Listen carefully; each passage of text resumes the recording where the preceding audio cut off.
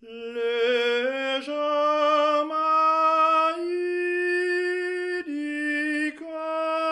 allons bêter des bons matins cherchons les vols. Alors c'est vrai que le chant, c'est pas comme un instrument. Un instrument, bon, il donne des notes.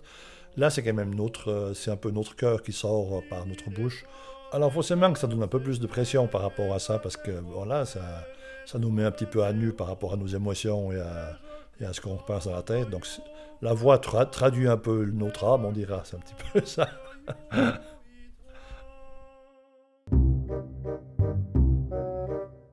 Bienvenue dans Clé de Sol, un podcast de terre et nature qui part à la rencontre de celles et ceux qui font résonner, chaque jour, la musique traditionnelle suisse. Bonjour, je m'appelle Michel Roll, j'habite à Villars-Volard en Gruyère et je chante beaucoup de chants traditionnels dans différentes chorales de la région.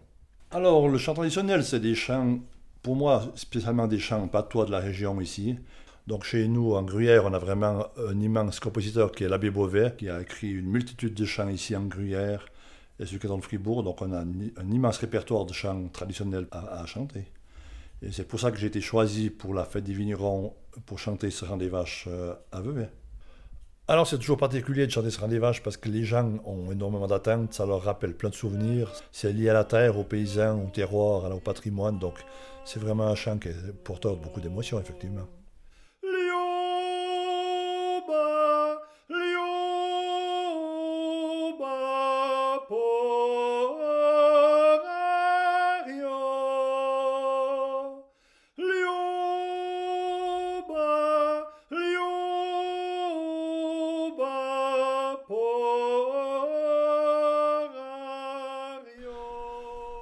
Alors, mon enfance s'est passée ici à Villars-Volard depuis ma naissance en 1968. Bon, en fait, dans la famille, on a toujours chanté ici, avec les parents ici. Donc, je pense que les premières personnes qui m'ont dit que je chantais bien, c'était déjà premièrement mes parents.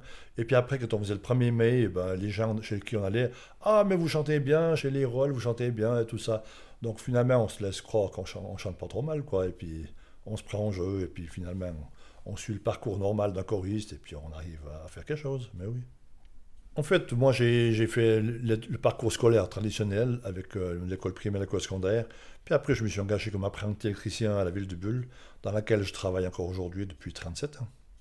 Alors, le chant, ce qui est fantastique, c'est que l'instrument, il est prêt à être utilisé. Donc, moi, je chante du matin au soir, je peux pratiquement dire ça. Dans mon travail, je suis souvent seul et je chante souvent seul dans mon travail, en ville de Bulle, sur les rues et partout. Donc les gens, ils savent très bien que je chante tout le temps. Et puis, alors voilà, je répète toujours mes chants, je répète mes paroles, ma musique toute la journée, mais oui. Par chez nous, ben, c'est sûr que mes parents parlaient patois. Alors c'est sûr qu'au début, ils parlaient patois pour que nous, on ne comprenne rien à ce qu'ils disaient. Mais avec le temps, ben, on devient assez malin pour comprendre un petit peu les mots et ce qu'ils veulent dire.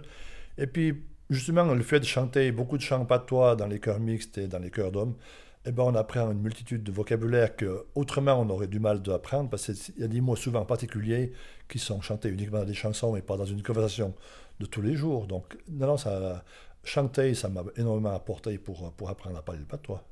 Du mon bipaï, bride mes pieds bidois, te prates aterio, te paci te montagnes, et te bivani. Alors quand on chante, on pense justement à pas grand-chose d'autre qu'à notre chant et à nos paroles, à notre musique.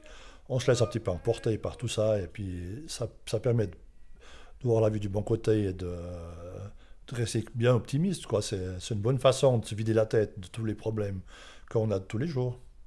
Alors pour moi, le confinement, ça a été un petit peu un moment en particulier parce que je me suis dit, bon, les répétitions que j'en avais presque entre 3 et 4 par semaine, c'était fini. Donc je me suis dit, qu'est-ce que je vais faire?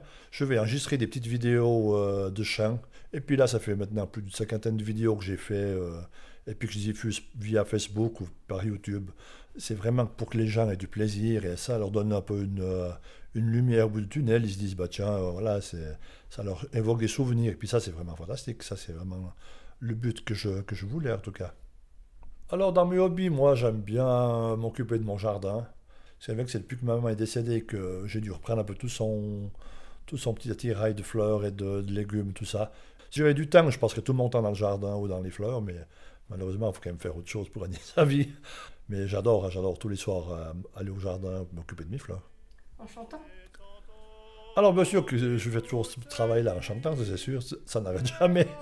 On répète nos paroles, on répète notre musique, mais oui. Oh, di, di, di,